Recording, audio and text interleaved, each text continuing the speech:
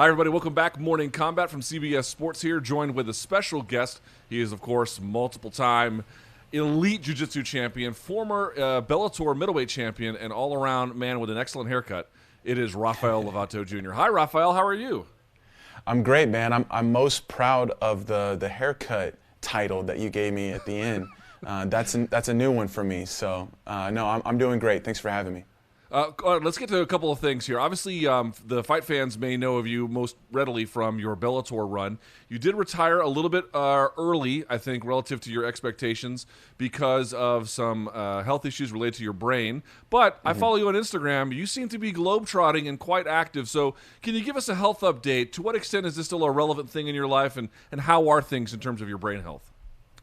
Yeah, sure. So, retired is not quite the word I like to use. I was sidelined, and I'm hoping that that's indefinite and not definite. But right before the Musasi fight, 6 weeks before the fight, the title fight, I was required to do a brain exam to get approved to fight in London.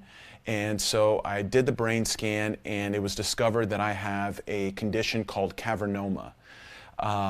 And it was a whole big, long, drama of me dealing with finding out that I have this condition and my health and blah, blah, blah, blah, and then still trying to train and prepare for the fight and get approved to fight because it didn't look good that they would allow me to continue fighting.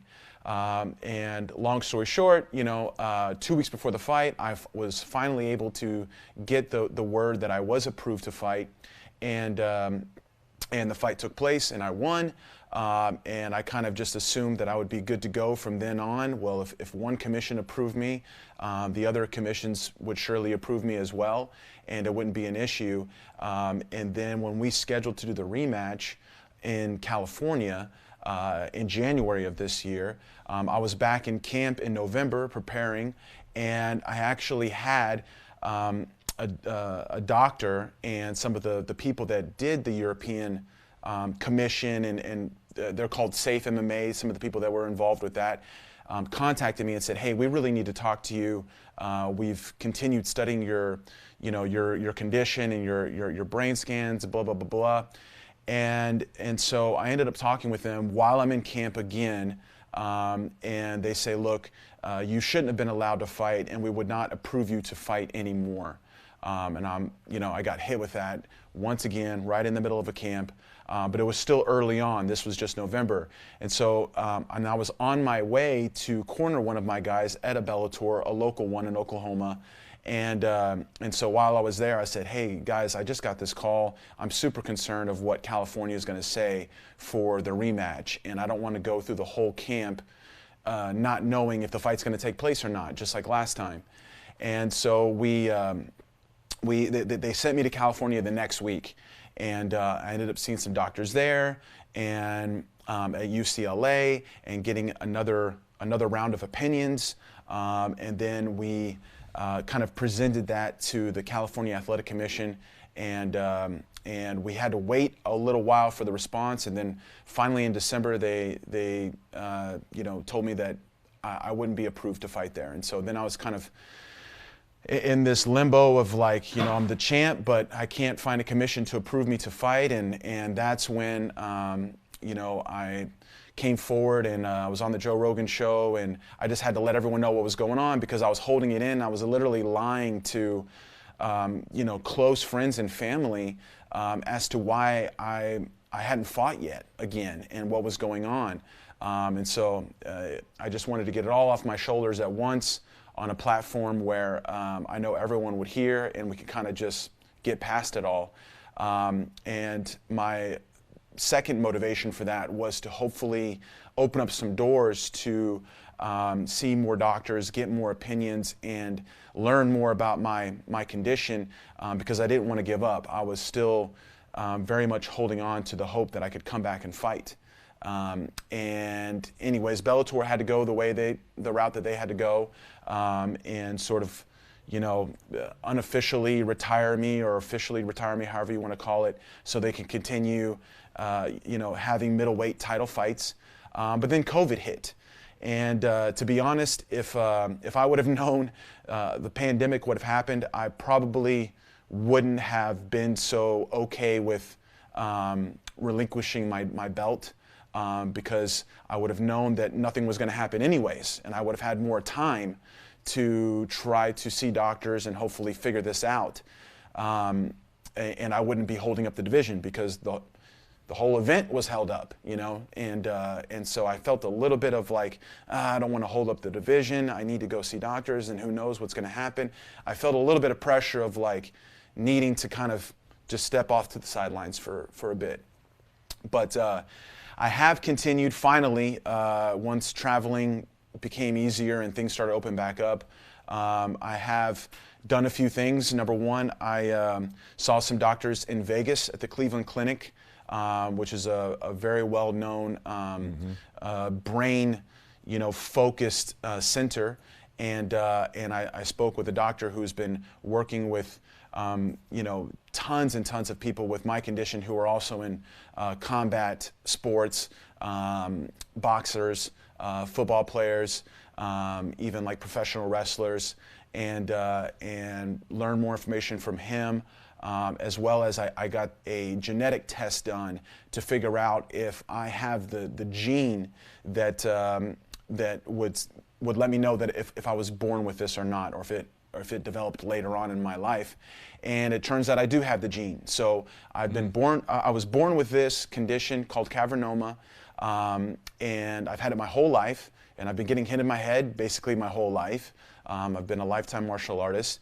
And the doctors that I've seen that have the most amount of experience with this condition, they all say that the locations of my angiomas and the fact that I've never had any symptoms, I've never had any issue whatsoever. I don't even really get headaches.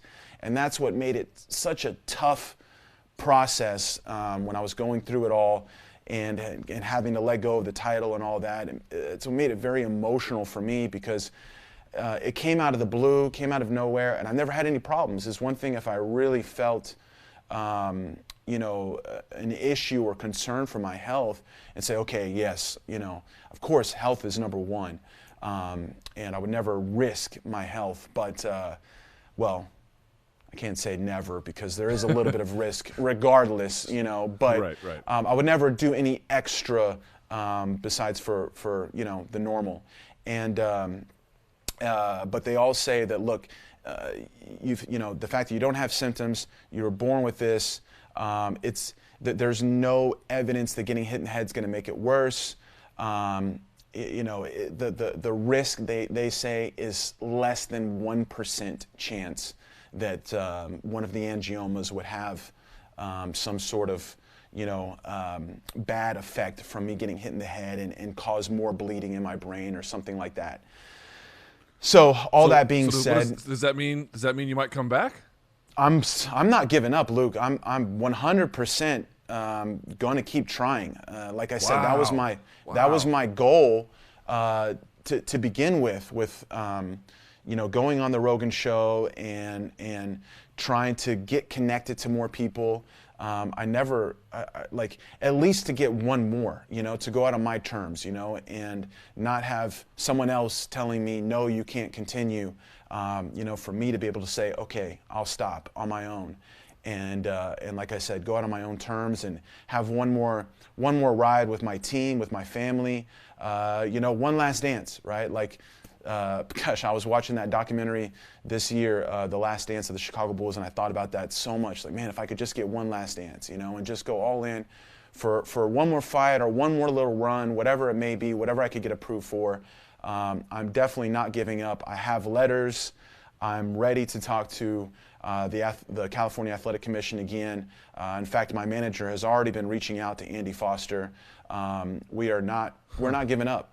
And if that allows me to hopefully get approved here in the U.S. and fight again, great.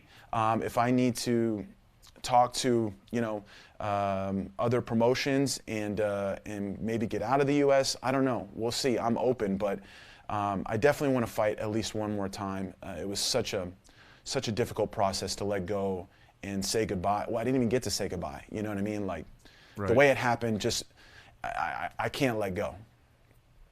No, I can totally understand that. So well, first of all, let me just say, as an observer of your career, that is fantastic news to hear. The question remains, has anyone that you're aware of inside combat sports with this condition successfully lobbied a commission for licensure? Like, is there any precedent for this? Because here's what I'm asking. It's not even clear to me exactly what you'd have to prove other than getting the testimony of experts to say, we feel like this is okay, and then the commission votes and says, sure. Like, I'm trying to figure out, and by the way, Andy Foster, for folks who may not know, is the head of the commission in California, and one of the best ones, if not the best one. So I guess is what? Convince him, and then through him, Mohegan Sun might pick up on it? Like, what is your thought about this? Well, you know, as far as the precedent, there really is no precedent. And that's what made what happened to me so, like, rare and kind of threw everybody off. Bellator didn't know what to do. You know, the athletic commission, it's one thing if I was just an MMA fighter on a regional circuit, you know what I mean? But here they are looking at scans of, you know, a current world title holder. And so it was it was just weird. And I think a lot of people were thrown off and didn't know what to do. And that's part of what led me to the Rogan show, because I didn't want so many different people having their own narrative and me not being able to put my own narrative out there.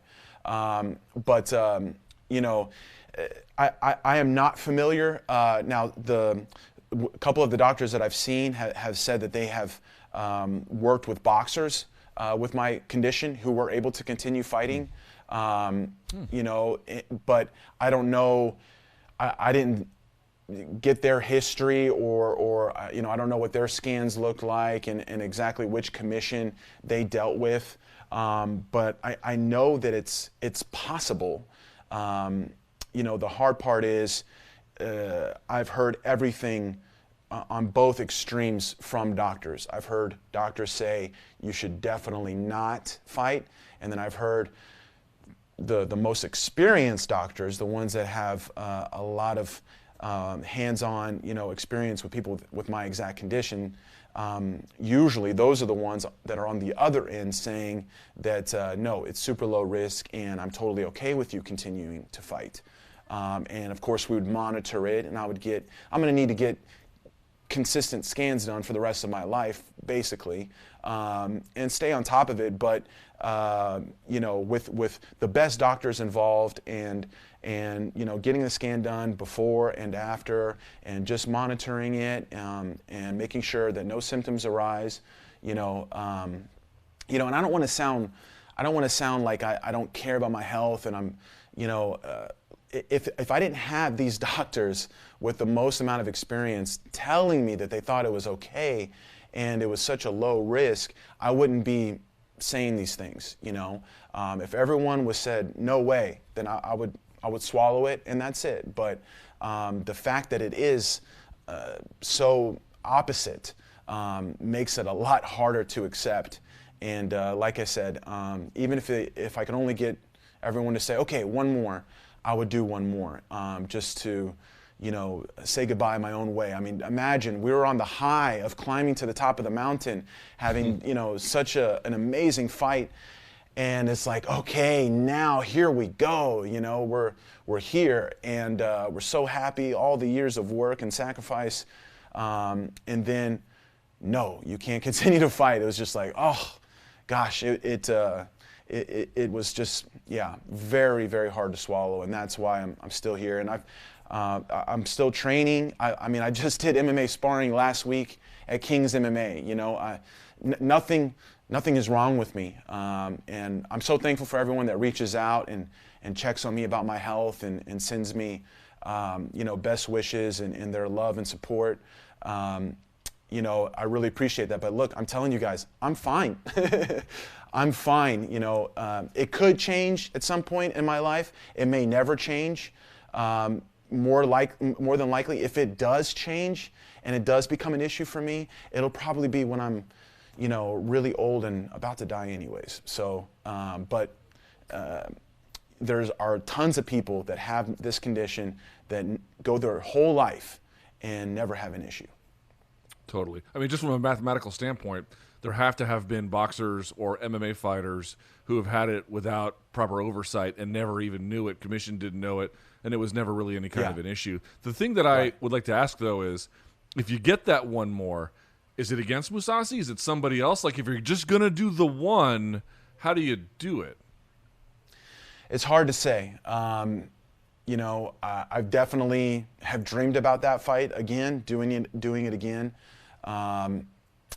But more than that, I haven't. I just think about having one more, you know, or one more run. What I don't know. I don't know. I just know that I want to be back in that cage again. It's been a whirlwind of a year, and I just miss it more and more. Initially, I would say my thought was, yeah, I got to fight Mousasi again. Like you know, kind of like put the stamp on that and win in a more convincing way. You know, it was a super close fight. You know, that was more on my mind early on. And then after all this time has passed, all these months, now I just know that whatever it is, whatever happens, I'll just be happy to get one. If it's with him, if it's with another person or another organization or whatever happens, if I could just do one more, you know, that would make me happy. But it's hard to say. You know, now it has been a year, you know, well, over a year since I fought, and over a year, or around a year, since I was really training for a fight.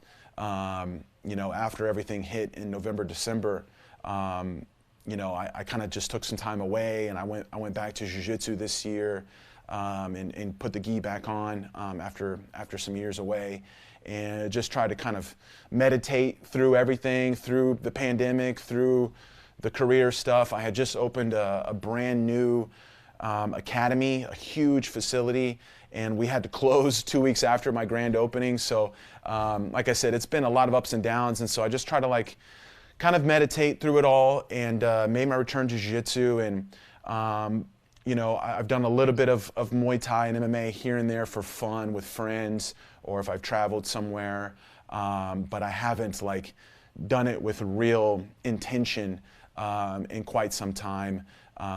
You know, honestly, if I do it, it makes me feel a little sad because I miss it so much. So we just have to see, you know, whatever happened, as long as I can have a good camp and people could travel and I could travel to where I need to go and get the training that I need.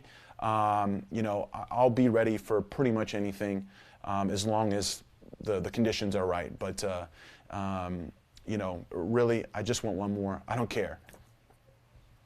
Well, I got to say, if you get one more, I mean, you know this as well as I do, being in combat sports, it's full of interesting stories of ups and downs and twists and turns, and you can't believe it, and here we are, and they're never going to make it, and then they make it. And I'll be honest, I was a bit, I probably thought that was the end of your fighting career when you had announced it, even though I know you had framed it as sort of a, well, we'll see how it goes, and this is for now. But I got to tell you, this news, I mean, I don't want to get your hopes up because certainly I don't have any control over the regulatory process.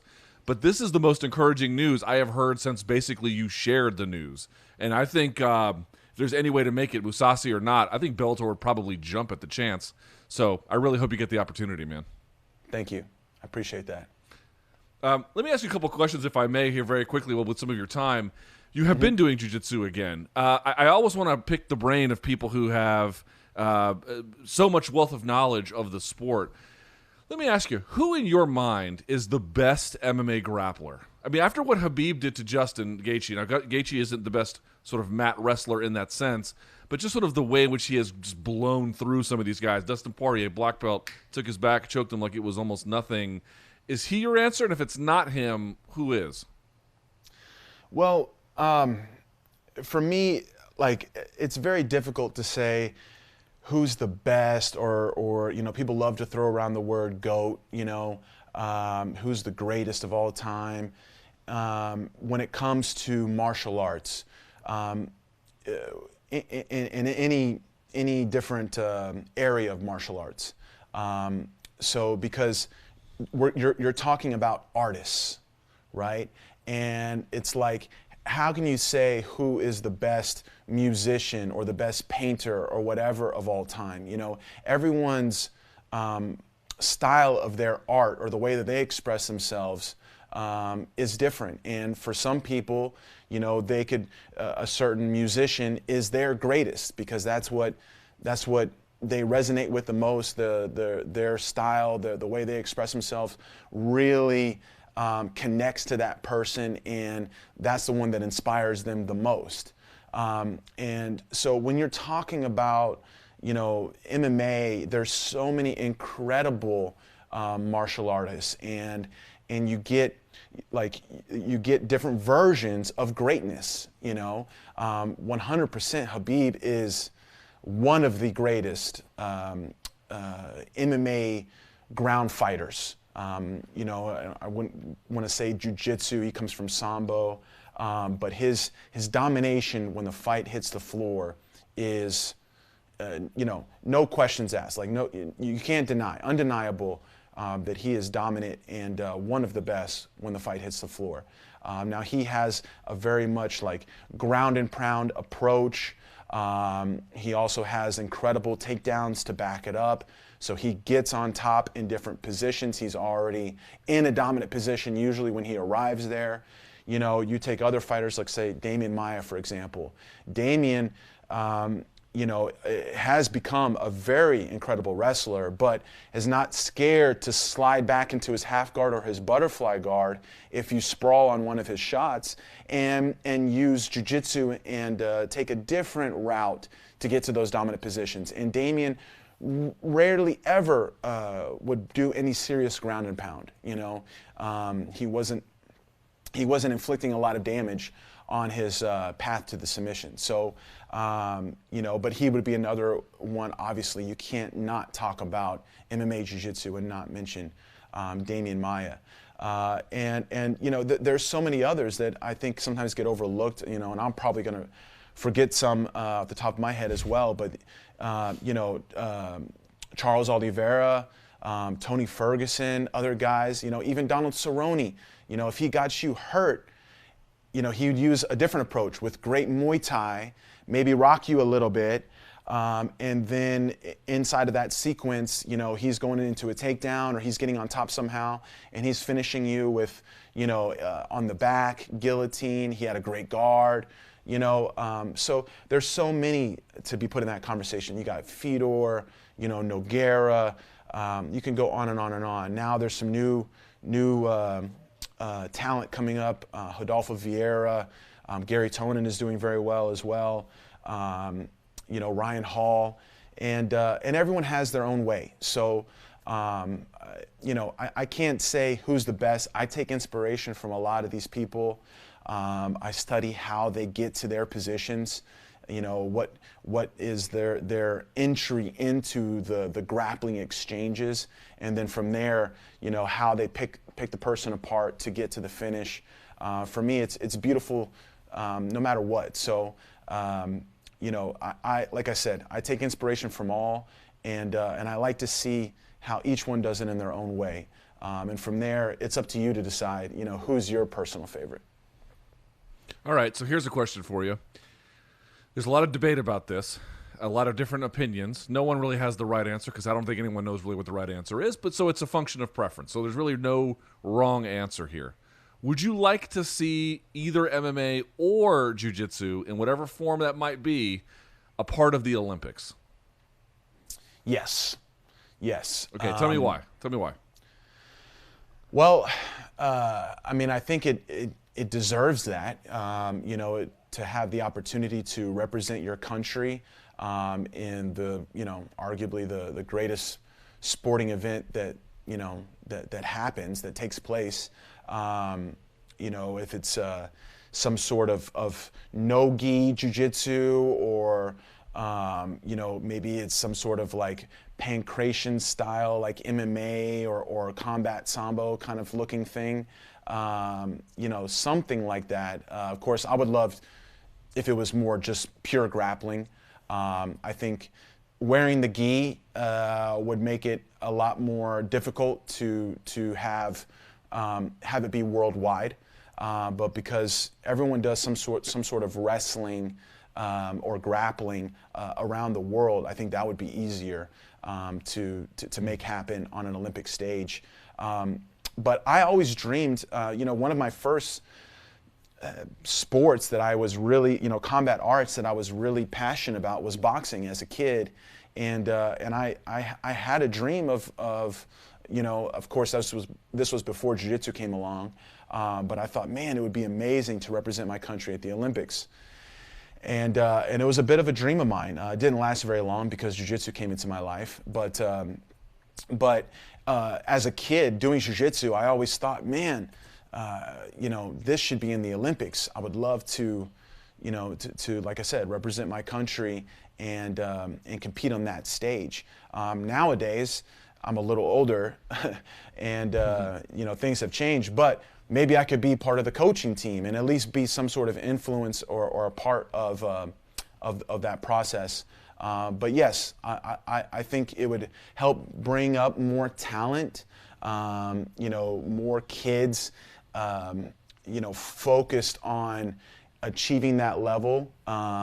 It could give someone like maybe some of these wrestlers, the ability to compete in multiple sports and be a little more focused on coming into the combat realm a little earlier than after, wrestling on the collegiate level.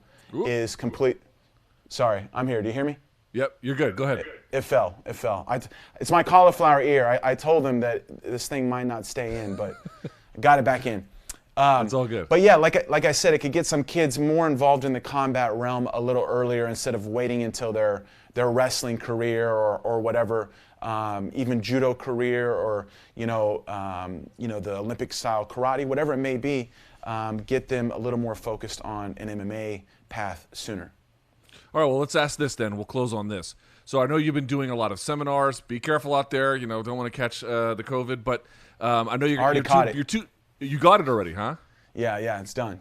All right. Well, I don't know if you can get it a second time or not. There's some debate about that, but Here's the idea. Obviously, I want you to be safe, but what is the plan for first quarter 2021? I know you are always on the move. You're always thinking about the next thing. Like, what is it that you have planned first quarter of the next year? I know you're working on the MMA thing. Anything else that folks should be aware of?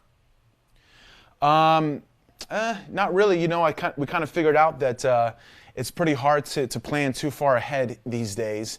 I actually will be competing in just over a week at the Master World Championships, so the Worlds for the older guys in Jiu Jitsu. That's in Florida, so I'm going to be pretty busy all the way until this year is over, and then I'll be looking forward to a fresh year. I don't have any competitions lined up yet.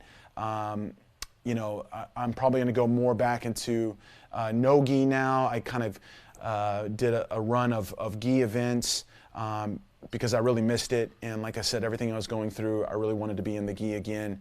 But next year, I'd like to start, as preparation to hopefully getting back into MMA maybe by the summer of next year, start doing more no-gi competitions, grappling events, some super fights maybe. And then also ADCC was supposed to happen next year, but it has already been announced that it will be postponed until 2022. But nevertheless, it'll still be good to get back into more of the wrestling and the grappling to prepare for that. If MMA doesn't happen, or if MMA does happen, I'm preparing for MMA. And that's it. I'm always doing what I love. Teaching every day at my academy in Oklahoma City. I have my guys competing all the time, and of course I have schools around the world, and I've been doing my best to travel and see them and my friends that I usually see every year. So hopefully just traveling more and more and getting back to more and more of the norm, of my lifestyle, and hopefully suiting up and putting on those gloves one more time at least sometime in the first half of next year. Well, can't keep a good man down. I can tell that. And I wish you nothing but the best with that project. We'll see what happens. Thank you for your time. And I'm glad to hear that, you know what, for a lot of reasons, it sounds like 2021 is going to be better for a lot of people than 2020. And I hope that's the same for you. So thank you so much, Rafael, and can't wait to see what's next. I really appreciate it. Thank you for all the support over these years, Luke. And it was great to talk to you once again. All the best. We are open at last. Hail Rona survivors. It's gonna be the best party ever. We need to maintain a negative curb appeal. All we've got to do is make the yards dangerous again. No more secrets. It's about what we want the marriage to be. Okay. No, sir. Not in Mama's house. Debbie does everything. Prepare to get some creepy repair requests. I'll make it